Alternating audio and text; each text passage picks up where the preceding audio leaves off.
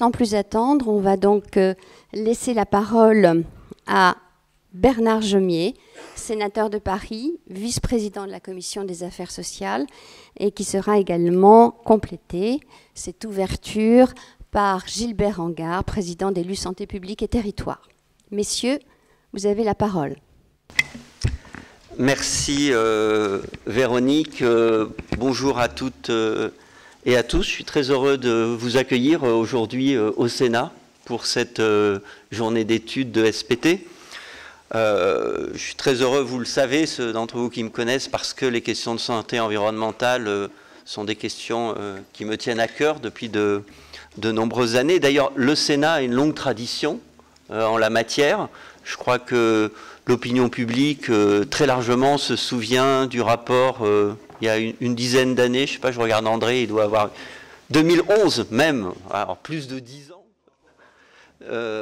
Alors moi, je parlais de celui de Leïla Haïchi sur le coût de la pollution de l'air.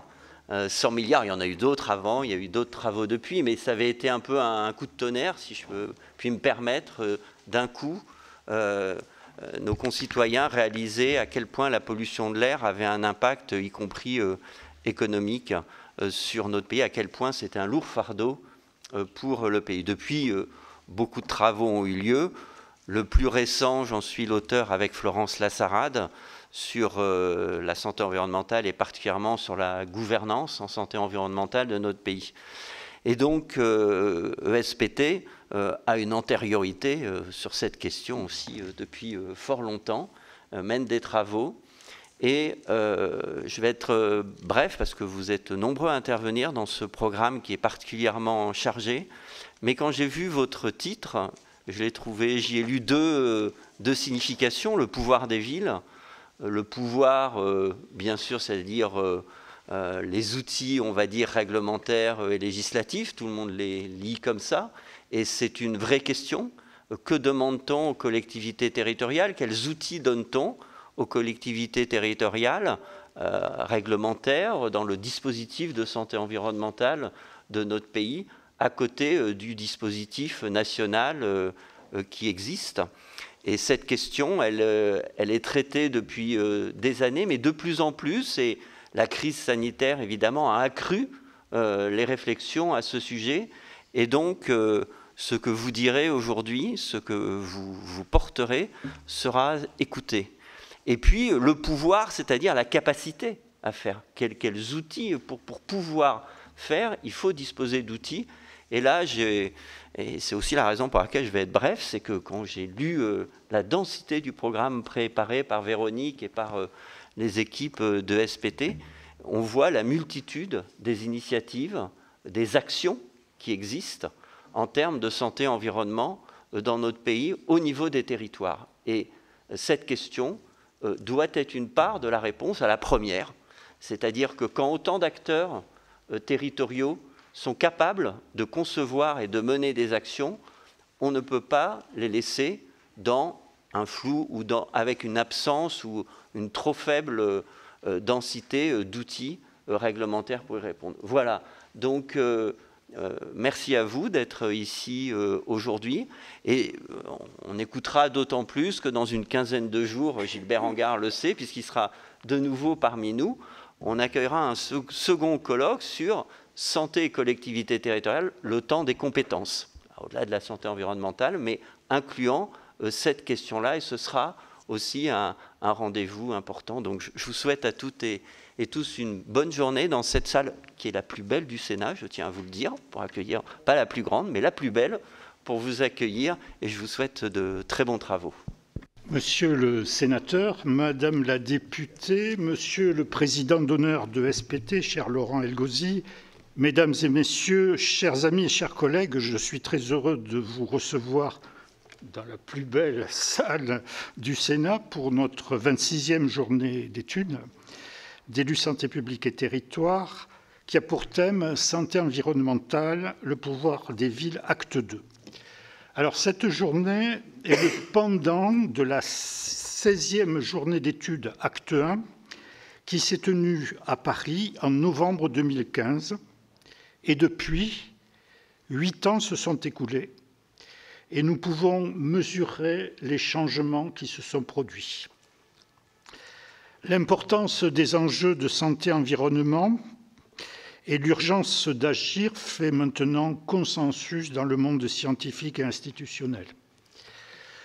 Le bloc communal apparaît un échelon incontournable pour agir en faveur de la santé et de l'environnement, et les élus locaux sont des acteurs majeurs dans l'élaboration de solutions à fort impact, efficaces et innovantes.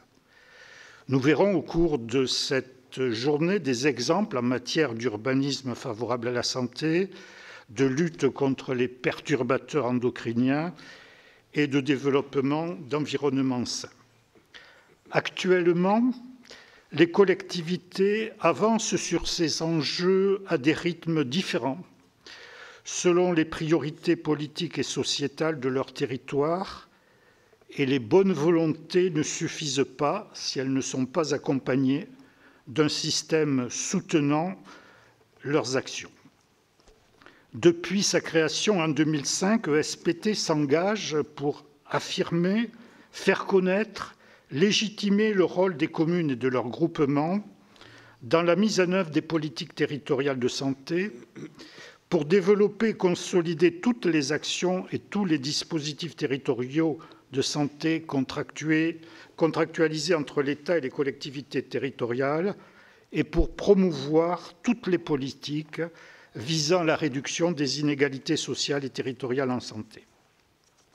Au cours de cette journée, nous verrons comment faire de la santé un levier d'action face au changement climatique et au travers de solutions concrètes. Nous aborderons les opportunités, les risques, ainsi que les outils à notre dispositif.